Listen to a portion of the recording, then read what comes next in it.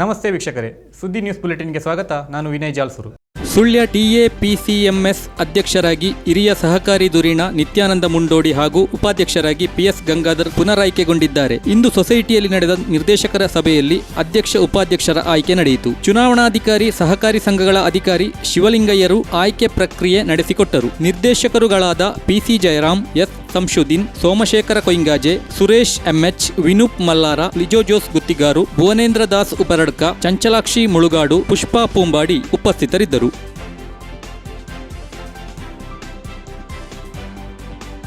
BJP ಯುವ ಮೋರ್ಚಾ ಸುಳ್ಯ ಮಂಡಲ ಹಾಗೂ Seva Bharati help line trust Sullia ಇದರ ಸಹಯೋಗದಲ್ಲಿ ಜಿಹಾದಿಗಳಿಂದ ಹತ್ಯೆಗೀಡಾದ ಬಿಜೆಪಿ ಯುವ ಮುಖಂಡ ದಿವಂಗತ ಪ್ರವೀಣ್ ನೆಟ್ಟಾರು ಸ್ಮೃತಿ ದಿನ ಹಾಗೂ ಕಾರ್ಗಿಲ್ ವಿಜಯ ದಿವಸ್ ರಕ್ತದಾನ ಶಿಬಿರ ಹಾಗೂ ಸಸಿ ವಿತರಣಾ ಕಾರ್ಯಕ್ರಮವು ಬೆಳ್ಳಾರೆ ಪೆರುವಾಜೆಯ JD ಆಡಿಟೋರಿಯಂನಲ್ಲಿ ನಡೆಯಿತು. ದಕ್ಷಿಣ ಕನ್ನಡ ಜಿಲ್ಲಾ ಬಿಜೆಪಿ ಅಧ್ಯಕ್ಷ ಸತೀಶ್ ಕುಂಪಲ, ದಿವಂಗತ ಪ್ರವೀಣ್ ನೆಟ್ಟಾರು ಅವರ ತಂದೆ ಶೇಖರ ಪೂಜಾರಿ, ತಾಯಿ ರತ್ನಾವತಿಯವರು ದೀಪ ಬೆಳಗಿಸಿ ಕಾರ್ಯಕ್ರಮವನ್ನು ಉದ್ಘಾಟಿಸಿದರು. ಬಿಜೆಪಿ ಯುವ ಮೋರ್ಚಾ ಸುಳ್ಯ ಮಂಡಲದ ಅಧ್ಯಕ್ಷ ಶ್ರೀಕಾಂತ್ ಮಾವಿನಕಟ್ಟೆ ಕಾರ್ಯಕ್ರಮದ ಅಧ್ಯಕ್ಷತೆ ವಹಿಸಿದ್ದರು. ಬೆಳಿಗ್ಗೆ ಮನೆಯ ಸಮೀಪವಿರುವ ದಿವಂಗತ ಪ್ರವೀಣ್ ನೆಟ್ಟಾರು ಪುತ್ಥಳಿಗೆ ಮಾಲಾರ್ಪಣೆ ಮಾಡಲಾಯಿತು.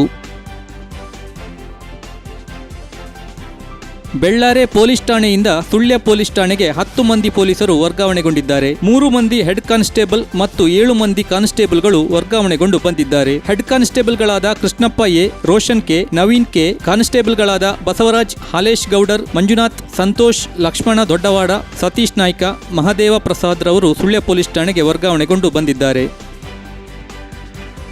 ಕಡಬ ಪೊಲೀಸ್ ಠಾಣೆಯಲ್ಲಿ ಹೆಡ್ ಕಾನ್ಸ್ಟೇಬಲ್ ಆಗಿದ್ದ ಭವಿತ್ರೈ ಮಾಡಾವ್ರವರು ಬೆಳ್ಳಾರೆ ಪೊಲೀಸ್ ಠಾಣೆಗೆ ವರ್ಗಾವಣೆಗೊಂಡು ಬಂದಿದ್ದಾರೆ. ಇವರು ಕಡಬ ಠಾಣೆಯಲ್ಲಿ 6 ವರ್ಷದಿಂದ ಸೇವೆ ಸಲ್ಲಿಸುತ್ತಿದ್ದರು.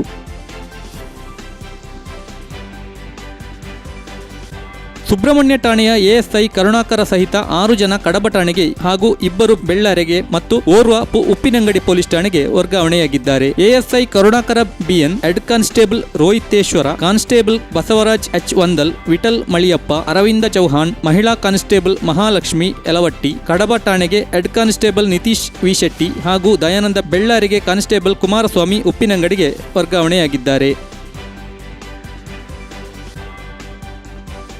ಇಂದು ಸುರಿದ ಭಾರೀ ಗಾಳಿ ಮಳೆಗೆ ದೊಡ್ಡತೋಟದ ಬಳಿ ಸುಬ್ರಹ್ಮಣ್ಯ ಮಂಜೇಶ್ವರ ರಾಜ್ಯ ಹೆದ್ದಾರಿಗೆ ಮರವೊಂದು ಬಿದ್ದು ರಸ್ತೆ ಬ್ಲಾಕ್ ಆದ ಘಟನೆ ವರದಿಯಾಗಿದೆ. ರಸ್ತೆ ಬ್ಲಾಕ್ ಆಗಿರುವ ಕಾರಣ ಎರಡೂ ಬದಿಯಲ್ಲಿ ವಾಹನ ಸರತಿ ಸಾಲಿನಲ್ಲಿ ನಿಲ್ಲುವಂತಾಯಿತು. ಬಳಿಕ ತೆರವು ಮಾಡಲಾಯಿತೆಂದು ತಿಳಿದು ಬಂದಿದೆ.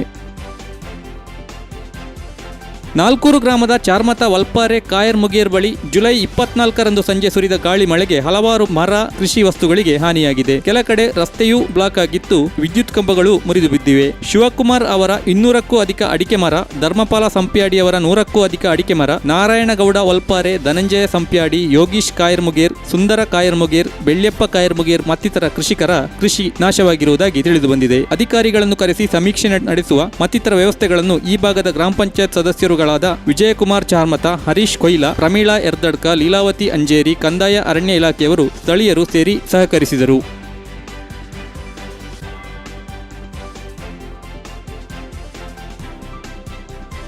ಸುದ್ದಿ ನ್ಯೂಸ್ ಬುಲೆಟಿನ್ನಲ್ಲಿ ಈಗ ಒಂದು ಪುಟ್ಟ ವಿರಾಮ. Karnataka agri garden nursery, Mogarpane, Halegate, Sullia. ನಮ್ಮಲ್ಲಿ ಉತ್ತಮ ತಳಿಯ ಹೈಬ್ರಿಡ್ ತೆಂಗಿನ ಗಿಡಗಳು ಹಾಗೂ ಉತ್ತಮ ತಳಿಯ ಅಡಿಕೆ ಗಿಡಗಳಾದ ಇಂಟರ್ ಮಂಗಳ, ಮೋಹಿತ್ ನಗರ, ಸೈಗಾವ್, ರತ್ನಗಿರಿ, ಸುಮಂಗಲ, ಊರಿನ ಮಂಗಳ ಹಾಗೂ ಗೇರು ತಳಿಗಳು ಮತ್ತು ಕಸಿ ಜಾಯಿಕಾಯಿ ಗಿಡಗಳು, ವಿವಿಧ ರೀತಿಯ ಹಣ್ಣಿನ ಗಿಡಗಳು, ಕಾಳು ಮೆಣಸಿನ ಕಸಿ ಗಿಡ, ಪಣಿಯೂರು 7 ಲಭ್ಯವಿದೆ ಹಾಗೂ ಶಾಂತಮಂಗಲ ಅಡಿಕೆ ಗಿಡಗಳು ಲಭ್ಯ. Karnataka agri garden nursery, Mogarpane, Halegate, Sullia. Contact 9048865019. ವಿರಾಮದ ಬಳಿಕ ನ್ಯೂಸ್ ಬುಲೆಟಿನ್ಗೆ ಮತ್ತೆ ಸ್ವಾಗತ. ಉಪರಡ್ಕ ಮಿತ್ತೂರು ಗ್ರಾಮದ ಕಲ್ಲುಪಣೆ ಎಂಬಲ್ಲಿ ಗಾಳಿ ಮಳೆಗೆ ಮರವೊಂದು ವಿದ್ಯುತ್ ತಂತಿಯ ಮೇಲೆ ಬಿದ್ದು ವಿದ್ಯುತ್ ತಂತಿ ಹಾಗೂ ಕಂಬ ಮುರಿದು ಬಿದ್ದ ಘಟನೆ ವರದಿಯಾಗಿದೆ. ಮರ ಬಿದ್ದು 3 ದಿನ ಕಳೆದರೂ ಸರಿಪಡಿಸದೇ ಇರುವ ಕಾರಣದಿಂದ ಸಾರ್ವಜನಿಕರು ಆಕ್ರೋಶ ವ್ಯಕ್ತಪಡಿಸಿದ್ದಾರೆ. ಇಲ್ಲಿನ ಅಂಗನವಾಡಿ ಶಾಲಾ ಮಕ್ಕಳಿಗೆ ನಡೆದು ಹೋಗಲು ಕಷ್ಟಕರವಾದ ಪರಿಸ್ಥಿತಿ ನಿರ್ಮಾಣವಾಗಿದೆ. ಎಲಿಮಲೆಯ ಜಬಳೆ ಎಂಬಲ್ಲಿ ಸುಬ್ರಹ್ಮಣ್ಯ ಮುಖ್ಯ ರಸ್ತೆಗೆ ಅಡ್ಡಲಾಗಿ ಹೋಗುವ ವಿದ್ಯುತ್ ಲೈನ್ ಮೇಲೆ ಉಪ್ಪಳಿಗೆ ಮರವೊಂದು ಬಿದ್ದ ಘಟನೆ ವರದಿಯಾಗಿದೆ. ಕೊಡಗು ಸಂಪಾಜೆ ಗ್ರಾಮದ ಚಡಾವಿನಲ್ಲಿ ಗಾಳಿ ಮಳೆಗೆ ಮನೆಯ ಹಿಂಭಾಗ ಕುಸಿದು ಹಾನಿ ಸಂಭವಿಸಿದ ಘಟನೆ ಸಂಭವಿಸಿದೆ. ಚಡಾವಿನ ಸುಬ್ಬಮ್ಮ ಎಂಬವರ ಮನೆಯ ಹಿಂಭಾಗದ ಕೊಠಡಿ ಗಾಳಿ ಮಳೆಗೆ ಕುಸಿದಿದ್ದು ಮನೆಯ ಮೇಲ್ಚಾವಣಿಯ ಶೀಟ್ಗಳಿಗೆ ಹಾನಿಯಾಗಿದೆ. ಸ್ಥಳಕ್ಕೆ ಕೊಡಗು ಸಂಪಾಜೆ ಗ್ರಾಮ ಪಂಚಾಯತ್ ಅಧ್ಯಕ್ಷೆ ಶ್ರೀಮತಿ ರಮಾದೇವಿ ಕಳಗಿ, ಗ್ರಾಪಂ ಸದಸ್ಯರು ಮತ್ತು ಸ್ಥಳೀಯರು ಭೇಟಿ ನೀಡಿ ಸ್ಥಳ ಪರಿಶೀಲನೆ ಮಾಡಿರುವುದಾಗಿ ತಿಳಿದುಬಂದಿದೆ.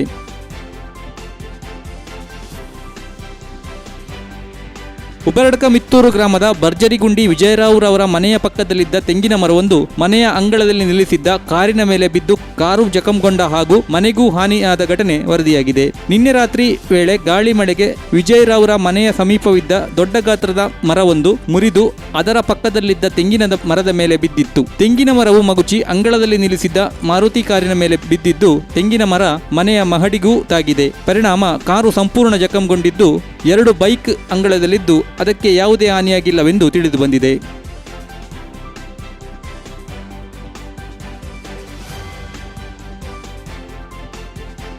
ದುಗಲಡ್ಕ ಸಮೀಪದ ನೀರಬಿದ್ರೆ ಎಂಬಲ್ಲಿ ರಸ್ತೆ ಬದಿ ಒಣಗಿದ ಮರವೊಂದು ರಸ್ತೆಗೆ ವಾಲಿಕೊಂಡಿದ್ದು ಈ ಅಪಾಯಕಾರಿ ಮರವನ್ನು ತೆರವುಗೊಳಿಸಿ ಸಂಭಾವ್ಯ ಅಪಾಯವನ್ನು ತಪ್ಪಿಸಬೇಕಾಗಿದೆ. ನೀರಬಿದ್ರೆ ರಾಮಣ್ಣ ನಾಯ್ಕರ ಮನೆ ಬಳಿ ಒಣಗಿದ ಮರವೊಂದು ದುಗಲಡ್ಕ ಕೊಡಿಯಾಲ್ಬೈಲ್ ರಸ್ತೆಗೆ ವಾಲಿಕೊಂಡಿದ್ದು ಗಾಳಿ ಮಳೆಗೆ ಮರ ಬಿದ್ದಲ್ಲಿ ಇದರ ಕೆಳಗಡೆ ಹಾದು ಹೋಗುವ HT ಲೈನ್ ವಿದ್ಯುತ್ ತಂತಿಯ ಮೇಲೆ ಬೀಳುವ ಸಾಧ್ಯತೆ ಇದ್ದು ಇಂತಹ ಅಪಾಯ ಸಂಭವಿಸುವ ಮುನ್ನ ಮೆಸ್ಕಾಂ ಅಥವಾ ಸಂಬಂಧಪಟ್ಟ ಇಲಾಖೆಯವರು ಮರ ತೆರವುಗೊಳಿಸುವ ಕಾರ್ಯ ನಡೆಸಬೇಕಾಗಿದೆ.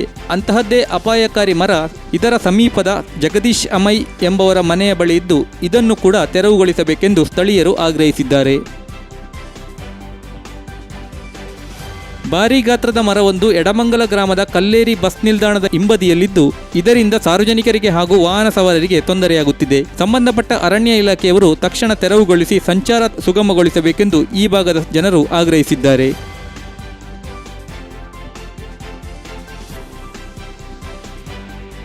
ಜಾಲ್ಸೂರು ಗ್ರಾಮ ಪಂಚಾಯತ್ ವ್ಯಾಪ್ತಿಯ ಬೊಳುಬೈಲಿನ ಬೊಮ್ಮೆಟ್ಟಿ ಎಂಬಲ್ಲಿ ಕುಡಿಯುವ ನೀರಿನ ಚೇಂಬರ್ ಅನ್ನು ಕಿಡಿಗೇಡಿಗಳು ಧ್ವಂಸಗೊಳಿಸಿದ ಘಟನೆ ಸಂಭವಿಸಿದೆ. ನಿನ್ನೆ ರಾತ್ರಿ ವೇಳೆ ಟ್ಯಾಂಕಿಗೆ ನೀರು ಬರುತ್ತಿಲ್ಲವೆಂದು ವಾಟರ್ ಮ್ಯಾನ್ ಗ್ರಾಮ ಪಂಚಾಯತ್ ಸದಸ್ಯರಿಗೆ ತಿಳಿಸಿದ್ದು ಸದಸ್ಯರು ಬಂದು ನೋಡಿದ್ದಾಗ ಚೇಂಬರ್ ಒಡೆದು ಧ್ವಂಸವಾಗಿರುವುದು ತಿಳಿದುಬಂದಿದೆ. ಸುಳ್ಯದ ಧರ್ಮಸ್ಥಳ ಗ್ರಾಮಾಭಿವೃದ್ಧಿ ಯೋಜನಾ ಕಚೇರಿ ಮುಂಭಾಗದ ರಸ್ತೆಯಲ್ಲಿ ಬಟರ್ ಫ್ರೂಟ್ಸ್ ವ್ಯಾಪಾರ ಮಾಡುವ ವ್ಯಾಪಾರಿಗೆ ಗ್ರಾಹಕರೊಬ್ಬರು ಮೋಸ ಮಾಡಿರುವುದಾಗಿ ಅವರು ದೂರಿಕೊಂಡಿದ್ದಾರೆ. ನಿನ್ನೆ ಸಂಜೆ 800 ಬಿಳಿ ಬಣ್ಣದ ಕಾರಿನಲ್ಲಿ ಬಂದ ಗ್ರಾಹಕರೊಬ್ಬರು ಅಂಗಡಿಗೆ ಬಂದು 2 kg ಫ್ರೂಟ್ಸ್ ಖರೀದಿ ಮಾಡಿದ್ದರೆನ್ನಲಾಗಿದೆ. ಈ ವೇಳೆ ಆ ಗ್ರಾಹಕ ತನ್ನಲ್ಲಿ ಕ್ಯಾಶ್ ಇಲ್ಲ, ಗೂಗಲ್ ಪೇ ಮಾಡುವೆ, ನನಗೆ ನೀವು ಇನ್ನೂ 1,000 ಕೊಡಿ, ಫ್ರೂಟ್ಸ್ ಹಣ ಸೇರಿ ಒಟ್ಟು 1,200 ಗೂಗಲ್ ಪೇ ಮಾಡುತ್ತೇನೆ ಎಂದು ಹೇಳಿದರೆಂದು ಇದನ್ನು ನಂಬಿದ ವ್ಯಾಪಾರಿ ಅವರಿಗೆ 1,000 ನೀಡಿದ್ದರೆನ್ನಲಾಗಿದೆ. ಗ್ರಾಹಕ ಗೂಗಲ್ ಪೇ ಮಾಡಿ ಕಾರು ಹತ್ತಿ ಹೋದರೆನ್ನಲಾಗಿದೆ. ಸಮಯ ಕಳೆದರೂ ವ್ಯಾಪಾರಿಯ ಅಕೌಂಟ್ಗೆ ದುಡ್ಡು ಬಾರದಿರುವುದರಿಂದ ತಾನು ಮೋಸ ಹೋಗಿರುವುದಾಗಿ ಗೊತ್ತಾಗಿದ್ದು ಈ ಕುರಿತು ಅವರು ಪೊಲೀಸ್ ಠಾಣೆಗೆ ದೂರು ನೀಡಲು ನಿರ್ಧರಿಸಿರುವುದಾಗಿ ತಿಳಿದುಬಂದಿದೆ. ಇದು ಇವತ್ತಿನ ನ್ಯೂಸ್ ಬುಲೆಟಿನ್. ನಿರಂತರ ಅಪ್ಡೇಟ್ಗಳಿಗಾಗಿ ವೀಕ್ಷಿಸಿ ಸುದ್ದಿ ನ್ಯೂಸ್ ವೆಬ್ಸೈಟ್.